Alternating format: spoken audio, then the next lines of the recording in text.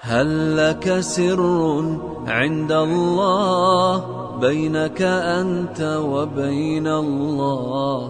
هل لك صدقات تخفى لا يعلمها إلا الله؟ هل لك سر عند الله؟ اعوذ باللہ من الشیطان الرجیم، بسم اللہ الرحمن الرحیم۔ او كظلمات في بحر لجي يغشاه موج من فوقه سحاب ظلمات بعضها فوق بعض إذا أخرج يده لم يكد يراها ومن لم يجعل الله له نورا فما له من نور صدق اللہ العظیم۔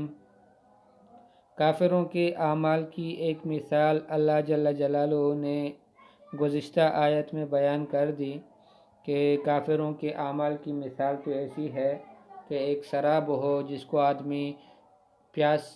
آدمی کو پیاس لگی ہو، وہ آدمی اس کو پانی سمجھتا ہے، لیکن جب قریب پہنچتا ہے تو وہ پانی نہیں ہوتا۔ تو ان کافر لوگ بھی ایسے ہیں کہ کچھ خیر کے اچھے اعمال اگر کر بھی لیتے ہیں تو ان کو خوش فہمی ہوتی ہے کہ ہم آخرت میں اللہ کے پاس جائیں گے تو وہاں اچھا بدلہ اس کا ملے گا، حالانکہ ایسا نہیں ہے۔ جب وہاں جائیں گے تو ان کو معلوم ہوگا کہ یہ تو ایسے ہی دھوکہ تھا جو ہمیں لگا تھا۔ حقیقت یہ ہے کہ وہاں اللہ جل جلالہ ان کا پورا حساب لیں گے، اور اللہ پاک حساب لینا جانتے ہیں اور ان کے لیے آسان ہے، بہت جلدی لے لیتے ہیں۔ اب اس آیت میں اللہ پاک ایک دوسری مثال دے رہے ہیں کافروں کے اعمال کی۔ علماء نے لکھا ہے کہ یہ ان کے وہ اعمال ہیں کہ جن کے اوپر ان کو خود بھی یہ یقین نہیں تھا کہ یہ آخرت میں ہمیں نفع دیں گے، فائدہ دیں گے، بلکہ بس وہ ایسے ہی انہوں نے کر لیا دنیا میں غلط الٹے سیدھے کام، جس کا تو فرمایا اللہ پاک فرماتے ہیں کہ ایسے لوگوں کی مثال ان اندھیروں کی ہے کہ جو سمندر کی تہہ کا اندھیرا ہو، اور گہرا سمندر ہو اور اس کے تہہ کے اندھیرے ہو، پھر اس کے اوپر ایک موج ہو جس کے اوپر دوسری موج ہو، اور اس دوسری موج کے اوپر پھر بادل ہو۔ اب یہ اندھیرے بعض ایک دوسرے کے اوپر اندھیرے ہی اندھیرے آ گئے، تو ایسے وقت میں اگر کوئی آدمی اپنے ہاتھ کو نکالے گا تو وہ ہاتھ بھی اسے نظر نہیں آئے گا۔ تو گویا اللہ پاک یہ بتانا چاہ رہے ہیں کہ ان کو اتنا بھی احساس نہیں ہے کہ ہمارا آگے کیا بنے گا، ہمیں اس پر کوئی فائدہ ہوگا یا نقصان ہوگا۔ بالکل اپنی اس حقیقت کو ہی بھول گئے جو سب سے بڑی حقیقت ہے، موت کے بعد کی زندگی، تو ان کا بھی ان کو کوئی احساس نہیں ہے۔ تو اللہ پاک فرماتے ہیں او کظلمات، یا ان کافروں کے اعمال کی مثال ظلمات کی طرح ہے، اندھیریوں کی طرح ہے، فی بحر لجی، ایک گہرے سمندر میں، فی بحر لجی، بحر معنی سمندر، لجی معنی گہرا، گہرے سمندر کی اندھیروں کی طرح ان کے اعمال کی مثال ہے۔ یغشاہ موج، کہ اس سمندر کے اوپر سمندر کو موج نے ڈانپا ہو، من فوقہ موج، اس کے اوپر دوسری موج ہو، من فوقہ سحاب، اس دوسری موج کے بعد پھر اس کے اوپر بادل ہو، دو موجیں آ گئی اور ان دو موجوں کے اوپر پھر بادل آ گئی۔ ظلمات بعضها فوق بعض، اللہ پاک فرماتے ہیں کہ یہ اندھیرے ہیں جو ایک دوسرے کے اوپر ہے، تہ بتہ اندھیرے ہیں، بالکل یعنی سیاہی چھائی ہوئی ہیں ایسی جگہ میں۔ اذا اخرج یدہ لم یکد یراہا، یہ اگر اپنے ہاتھ بھی نکالے گا، ہاتھ بھی ظاہر کرے گا، تو فرمایا کہ اس کو قریب نہیں ہے کہ اپنے ہاتھ کو دیکھ لے، اپنا ہاتھ ان کو نظر نہیں آئے گا، اتنی اندھیروں میں پھنسے ہوئے ہوں گے۔